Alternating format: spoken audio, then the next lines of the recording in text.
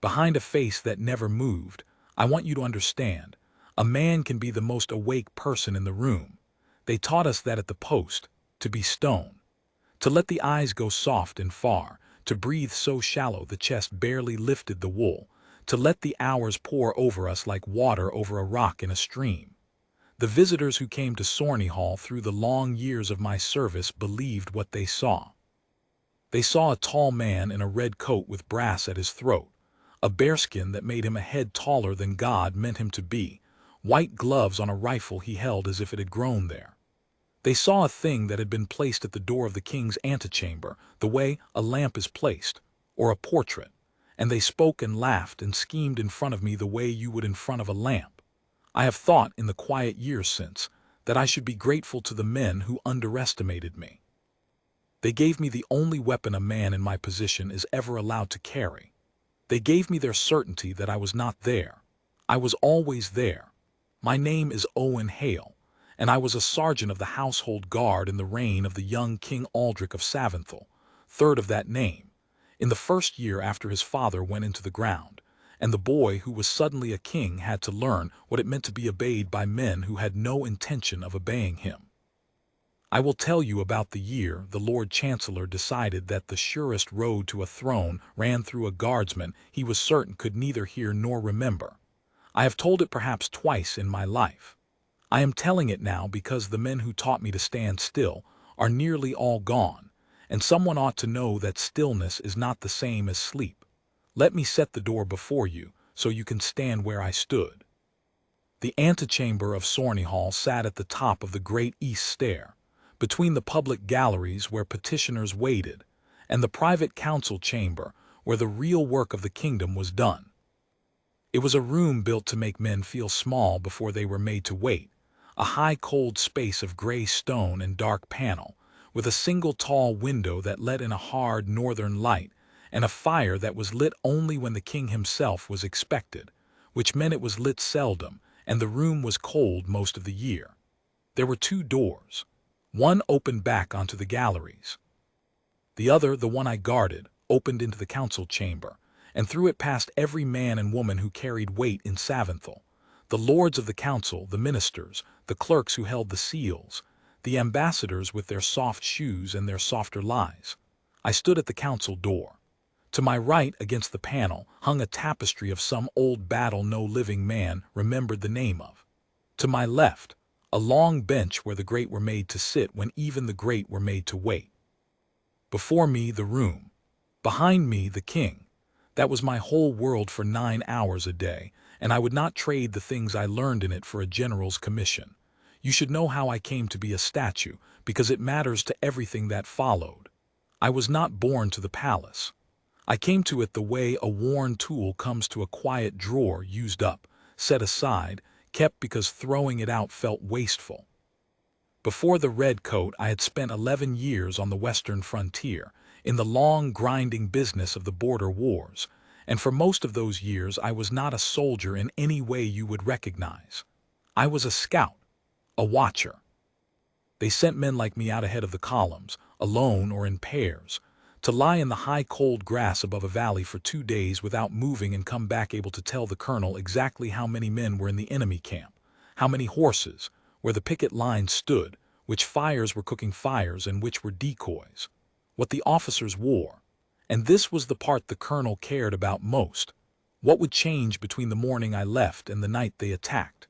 You learn things, lying still for 2 days. You learn that the eye, left to itself, is lazy, and that you must drill it like a recruit. You learn to take a room or a valley and break it into pieces and count the pieces and lay them in your memory like cards in a hand, so that when one card moves you feel it move before you have consciously seen it. You learn that men reveal everything when they believe no one is watching. The way a man stands when he thinks himself unobserved is the true man. The way he stands when he knows he is watched is a costume. You learn, above all, to want nothing. The scout who wants the camp to be small so he can sleep will see it small. You learn to look at the thing that is there and not the thing you wish were there, and it is the hardest discipline in the world, harder than any drill, and most men never master it. A wound to the leg ended the scouting. It healed badly and left me unfit to march. But a man who can stand without complaint for 9 hours is still useful to a palace, and a man who has lain in the grass for 2 days finds 9 hours on a stone floor to be nothing at all. So they gave me the red coat and the bearskin and put me at the council door, and the lords of Savinthal looked at the worn, quiet sergeant standing there and saw a thing, and not a man, and certainly not a man who had spent 11 years learning to do precisely one thing better than almost anyone alive. I did not correct them. A scout never corrects them. The Lord Chancellor of Savinthal in that first year of the young king was a man named Edric Vance, and I will give him this much. He was the cleverest man I ever stood near, and the most dangerous, and he very nearly won. Vance was perhaps 50 then, lean and dry, with a long, clever face and pale eyes that moved quickly and missed little. He had served the old king for 20 years and had made himself, by patience and competence and a complete absence of scruple, the single indispensable man in the government. When the old king died and left a son of 19 on the throne, every lord in the kingdom understood that real power would belong to whoever the boy leaned on, and Vance had spent 2 decades arranging to be the thing a frightened young king would lean on. He was chancellor, head of the council, keeper of half the seals, and the only man who knew where every thread of the kingdom's business ran. The young King Aldrich, who was not a fool but was young and grieving and uncertain, did lean on him, at first, the way you lean on a railing in the dark.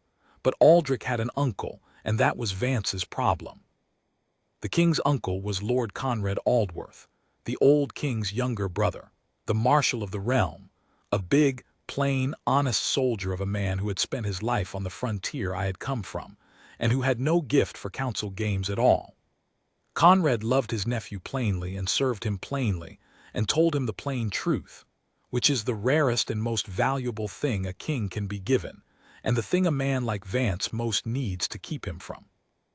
Worse for Vance, the young king had begun in that first year to listen to his uncle, to turn to the plain soldier instead of the clever chancellor, to ask Conrad what he thought before he asked Vance. A railing in the dark is all very well, but a man who finds a lamp does not need the railing. Vance understood that he was being replaced. Not dismissed, Vance was too useful to dismiss, but eased aside, made one counselor among several, when he had spent 20 years making himself the only one. For a man like that, to be made ordinary is worse than to be ruined. And so, sometime in that cold first year, Edric Vance decided that Lord Conrad Aldworth would have to be destroyed, and that he would have to be destroyed in a way that left the young king more frightened and more dependent than before, so that the railing would be needed again in the dark. He decided to prove that the king's beloved uncle was a traitor. I know all of this not because anyone told me. I know it because Edric Vance assembled the whole machine of it, over 11 weeks, standing in front of me in the antechamber of Sorney Hall, perfectly certain that the statue at the council door was deaf as the stone it stood on. He had reason to be certain. He had made certain. It began with a test, though I did not understand at first that it was a test. Early in that winter Vance came up the east stair with a foreign gentleman, a banker from across the southern sea, I learned later, a man whose money the chancellor wanted and whose discretion he needed to be sure of. They stopped in the antechamber to wait, and Vance, making conversation, gestured at me with his long, dry hand. "Mind this one," he said to the banker, in the easy voice a man uses about furniture. "They're deaf as the stone they stand on, these, blind too, near enough. You could read out the kingdom's secrets to him, and he'd not know it from the weather. It's the training, they beat the wits clean out of them and stand what's left at the door." He came closer to me, close enough that I could smell the wine on him, and he looked up into my face with those quick pale eyes, studying me the way you study a lock you mean to pick. "Watch," he said, and then he insulted me. I will not set down the whole of what he said. It was the practiced cruelty of a clever man, designed to find the place where a proud man breaks my service, my low birth, the wound that had ended it, the uselessness of a creature reduced to standing at a door. He said it slowly, watching my eyes, watching the corner of my mouth, watching my hands on the rifle. He was very good. A lesser man's tricks I could have ignored without effort. Vance's found the soft places and pressed them, and there was a moment, I will be honest, when something old and hot turned over in my chest and wanted very much to look at him. I did not look at him. I looked at the far wall, at the tapestry of the battle no one remembered, and I let his words go over me like water over the rock, and I gave him nothing. Not a flicker, not a tightening. I had lain in the grass while men walked within 10 feet of me, talking of how they would kill my colonel, and I had not moved. A chancellor's insults were a summer breeze beside that. Vance studied me a long moment more. Then he laughed, satisfied, and turned back to the banker. "You see," he said, "stone. They're the safest walls in the kingdom. They hear everything and understand nothing." And he led the banker into the council chamber, well pleased, having proved to his own satisfaction the one thing he most needed to believe. That was his mistake. Not a large mistake, as mistakes go, a small wrong assumption made for good reasons, of the kind every clever man makes a dozen times a day. But it was the seed of everything, and I knew it was the seed even then, standing at the door with his cruelty still warm in my ears, because he had not proved that I understood nothing. He had only proved that I would not show what I understood. And the difference between those two things is the whole of the difference between a statue and a scout, and Edric Vance, for all his cleverness, never once in 11 weeks suspected it existed, so he plotted in front of me. Why would he not? The walls were deaf. He had tested the walls himself. I will tell you how the machine was built, because it is worth understanding how careful a clever traitor is, and how a careful man can be undone by a single thing he is sure of that is not true. The frame against Lord Conrad had 3 parts, and Vance assembled them in pieces, in the antechamber and the council chamber, over the 11 weeks of that winter, in front of the deaf stone at the door.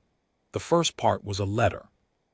A treasonous letter, supposedly written by Lord Conrad to the enemy across the western border, the very enemy Conrad had spent his life fighting, offering to open the frontier passes in exchange for a crown of his own once his nephew was deposed. It was a forgery, of course, but it had to be a perfect one, in Conrad's hand and under Conrad's seal, and forging a man's hand is delicate work. I watched the forger come and go. He was a small, neat, frightened man named Pell, a clerk of the seals, who had a gift for hands and a debt he could not pay, and Vance owned him through the debt. Pell came to the antechamber 4 times that winter, always at the cold, dark end of the day when the galleries had emptied, and each time he carried a leather folder, and each time he and the Chancellor stood not 8 feet from me and spoke in the low voices men use over delicate work, and I heard Pell say, the second time, in a voice thin with fear, "The hand is right, my lord. I'd swear to it myself, but the seal." If anyone who knows seals looks at the seal, and I heard Vance answer, in the dry, calm voice that frightened me more than any shout, "No one who knows seals will be permitted to look. Do the hand. Leave the seal to me." So I knew the letter was forged. I knew the forger's name was Pell, a clerk of the seals. I knew there was a flaw in the seal that a man who knew seals would catch.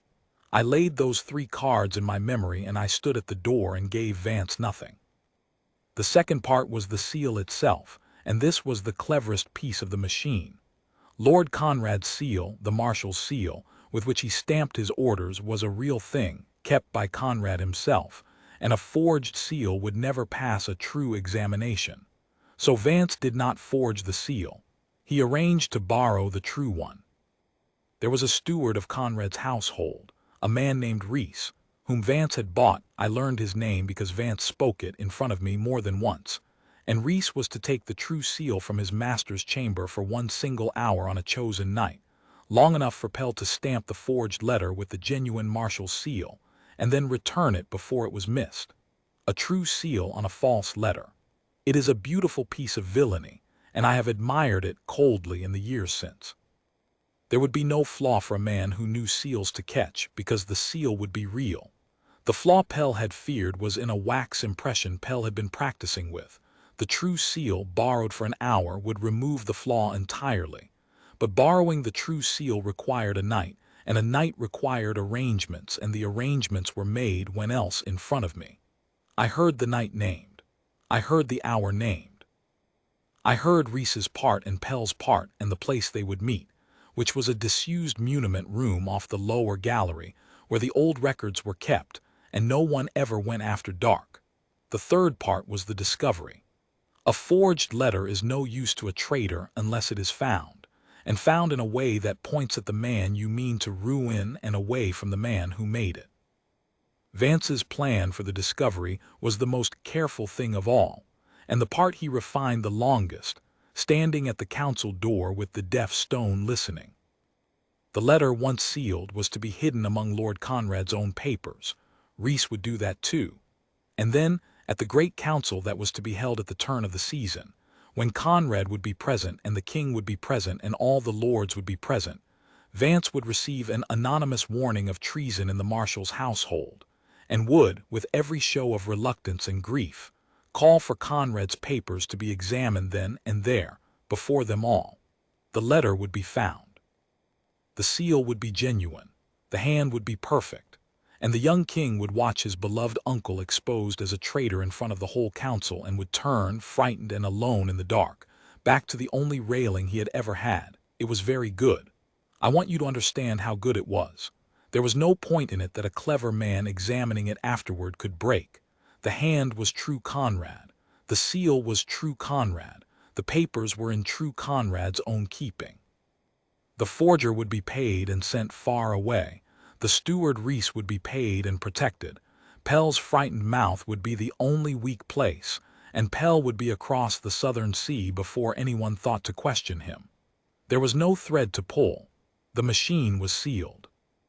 Except that the whole of it, every name, every night, every hour, every part and counterpart, the forger and the steward and the flaw and the borrowed seal and the muniment room and the anonymous warning and the council where it would all be sprung, the whole of it had been built, plank by plank, in front of a man Edric Vance had personally tested and proven to his own satisfaction to be deaf and blind.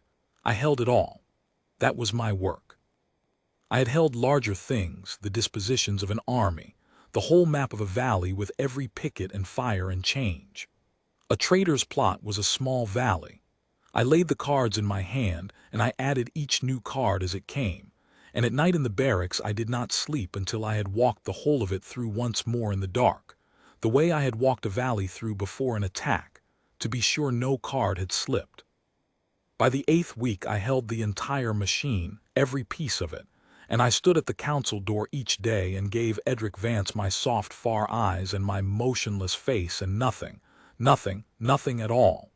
I want to tell you it was easy. It was not easy. It is one thing to stand still while a man insults you.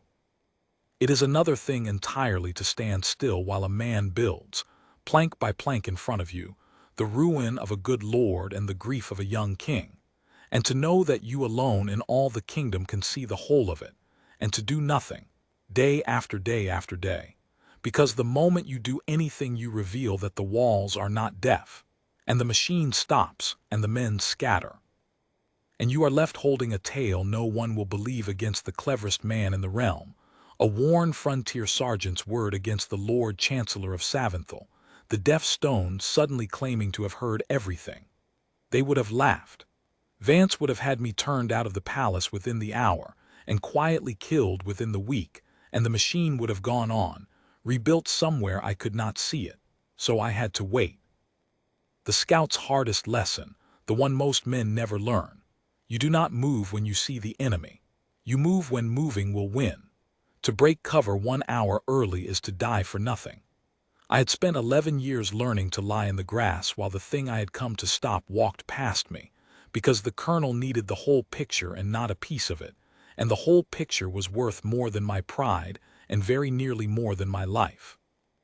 I lay in the grass again in a red coat at a council door, and I waited for the 1 hour when what I held would win and not merely die.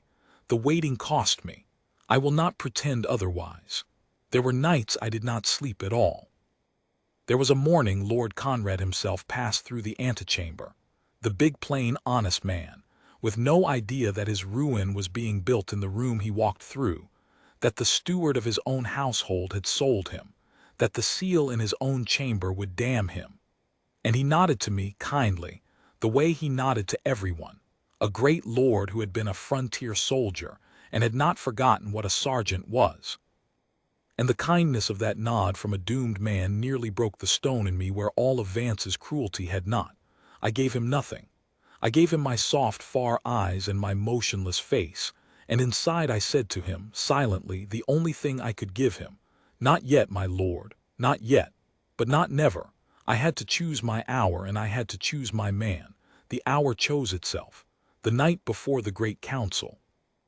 By then the machine would be complete, the seal borrowed, the letter sealed and hidden, every plank in place, and there would be one night, the night before the spring's deceit was sprung, when everything Vance had built would exist and be provable and not yet be unleashed. One night.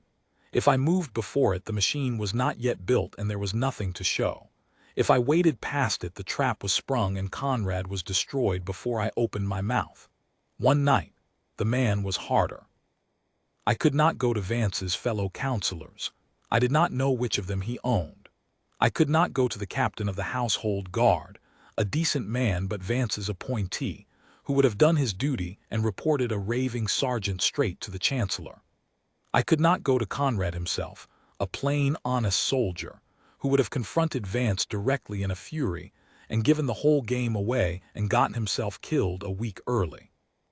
There was, in the end, only one man in the kingdom to whom a guardsman could carry such a thing with any hope that it would be believed and acted on, and not simply turned over to the very man it accused, the king. It is no small thing for a sergeant to seek a private audience with a king. It does not happen. The machinery of a palace exists precisely to prevent it. But I had one advantage that no one had thought to take from the furniture. I stood, every day, at the door of the king's antechamber, and the king passed through that door, and there were moments, brief but real, when the young King Aldrich was within 10 feet of me and no one else was near.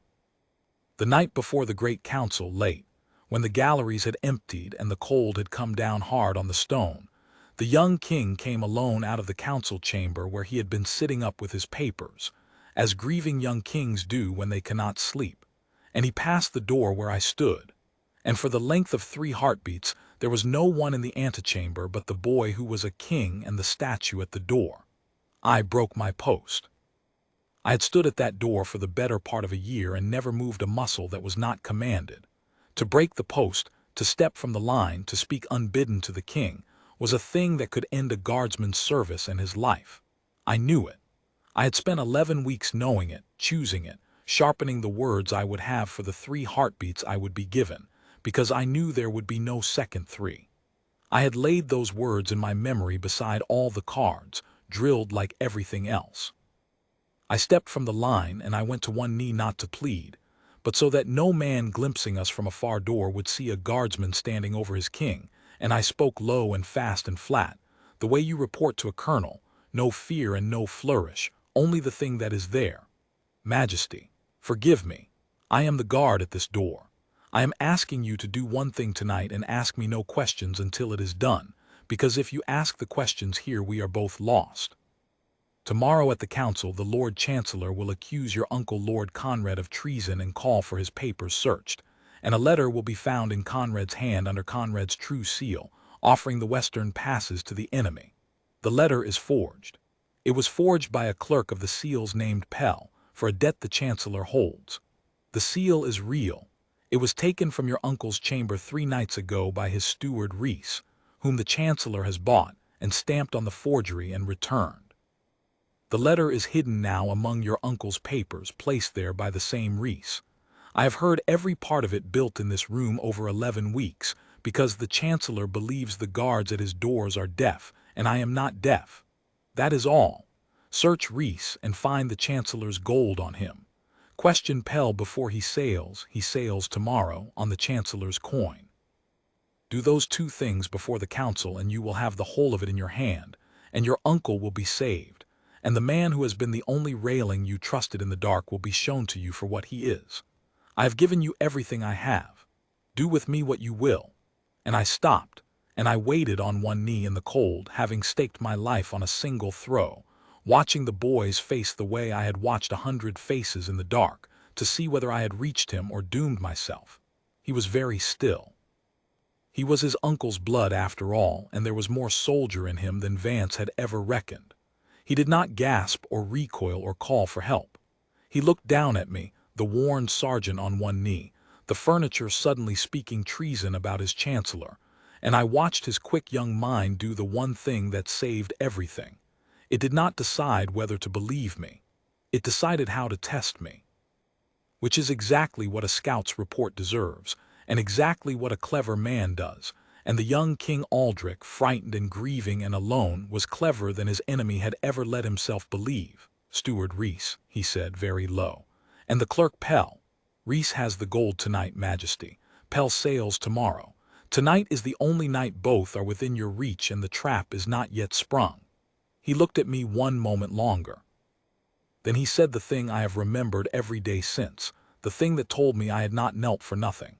"You could have come to me a week ago. Why tonight?" And I understood that he had seen the whole shape of it in an instant, that the danger was real, that I had held it, that I had chosen my hour, and that he was not asking to accuse me but to be sure I was what I seemed. So I gave him the true answer, the scout's answer, the only answer. "A week ago there was nothing to find, Majesty. Tonight there is everything to find. I waited until moving would win." Young King Aldrich looked at the guardsman on one knee before him, and something changed in his face, not gratitude, that came later, something colder and better than gratitude, the recognition of one watchful man by another. He nodded once. "Up," he said. "Stand your post. Say nothing. And Sergeant," he paused, and the boy showed through the king for just a moment, "thank you for not being deaf." I rose, and I stepped back into the line, and I became stone again, and the king went on down the dark gallery. And within the hour, though I did not see it, the steward Reese was taken quietly in his bed with the Chancellor's gold still in his coat, and the clerk Pell was taken at the harbor with his bag packed and his passage paid and his nerve already broken. And by the gray light before the great council, the young king had in his hand exactly what I had told him he would find. Because the thing that is there is the thing that is there, and I had only ever reported the thing that was there. I was at my post when the council met. Of course I was. Where else would a statue be? I will not pretend I saw the whole of the reckoning. I stood at the antechamber door. Not in the chamber, but I heard it through the door I guarded, which was, I have always thought, exactly right, that I should hear the end of it the way I had heard the beginning, standing at the same cold post that Edric Vance had been so sure was deaf. I heard the council convene. I heard the murmur of the lords. I heard, at the appointed time, the Chancellor's dry calm voice rise to do the thing he had built 11 weeks to do, the show of reluctance, the show of grief, the anonymous warning, the call to search the marshal's papers then and there before them all. I heard it begin to roll exactly as he had designed it, the beautiful sealed machine, and for one cold moment even I, who knew, felt the weight of how nearly it had worked. And then I heard the young king's voice cut across it. I could not hear every word through the heavy door, but I heard enough. I heard the king say, in a voice that was suddenly not a boy's at all, that before any papers were searched the council should first hear from a steward named Reese, who had been taken in the night, and from a clerk of the seals named Pell, who had been taken at the harbor, and who had both, in the cold hours since, found a great deal to say.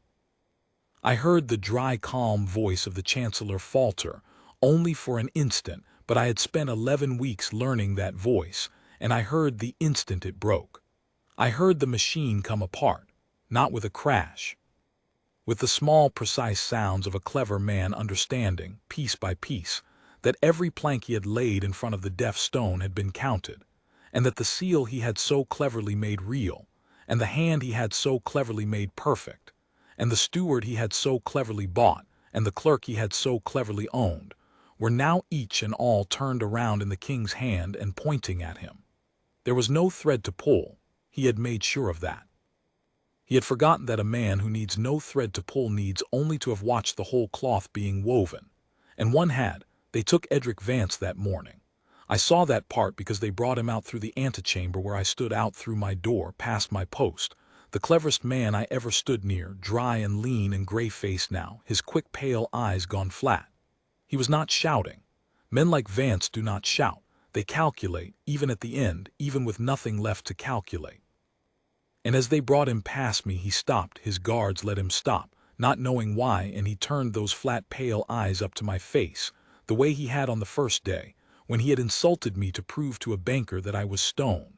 He looked at me for a long moment, and I watched the last calculation move behind his eyes, the final terrible arithmetic of a clever man, as he understood at last where the ruin had come from. Not from a rival on the council. Not from a thread he had failed to cut. From the furniture. From the deaf-blind stone at the door that he had personally tested and personally proved and personally, contemptuously, plotted in front of for 11 weeks. I gave him nothing. I gave him what I had given him every day, the soft, far eyes, the motionless face, the perfect stillness of a man who is not there. I would not give him even the satisfaction of my triumph, because a scout takes nothing he does not need, and I did not need it. The thing that was there was there. He was undone. That was enough. But I will tell you one thing I did, the only thing that I have never told anyone and will set down here because it is the truest part of the tale. As they led him on, in the last instant before he passed out of my sight forever, I let my far soft eyes come in. Just for him. Just for one heartbeat, I let Edric Vance see the man behind the stone, let him see that the eyes were sharp and close and had been sharp and close all along, that there was someone home, that there had always been someone home, and then I let them go soft and far again before any other man in the room could see. It was the cruelest thing I have ever done, and I am not proud of it, and I would do it again. He had wanted on the first day to prove there was nothing behind the stone. I let him carry the truth out with him, that there had been a man there the whole time, watching, counting, holding every plank, and that the greatest mistake of his clever life had been to believe that a thing that does not move cannot see. His pale eyes widened only a little, but I saw it. I see everything. And then they took him away, and I never saw him again, and the door I guarded closed behind the wreck of the cleverest plot the kingdom of Savinthal ever nearly fell to. Lord Conrad was cleared before noon. He never knew that day how near he had come, nor by what margin, nor by whom he had been saved. The king kept my part quiet as I had asked, because a guardsman who is known to hear everything is no longer of any use as a guardsman, and I wished to remain of use. Conrad went on to serve his nephew long and well, the plain, honest railing the young king had found in the dark, and Savinthal was the better for it for 30 years. The young King Aldrich did not forget. He could not reward me openly without telling the kingdom what I was, and so he did the wiser thing, the thing that told me he had understood me completely. He came, perhaps a month after, alone and late, out of the council chamber, and paused at my door the way he had on the night I broke my post, and for 3 heartbeats there was no one in the antechamber but the king and the stone. "I could give you a captaincy," he said quietly, looking straight ahead the way I look straight ahead, 2 watchful men side by side giving the room nothing. "I could make you rich. I could put you where men would honor you." "You could, Majesty," I said, not moving. "But then you would no longer be here," he said, "at this door, seeing everything." "No, Majesty, I would not." He was silent a moment. Then the corner of his mouth moved. "I saw it. I see everything," and he said, "Stay at your door, Sergeant Hale.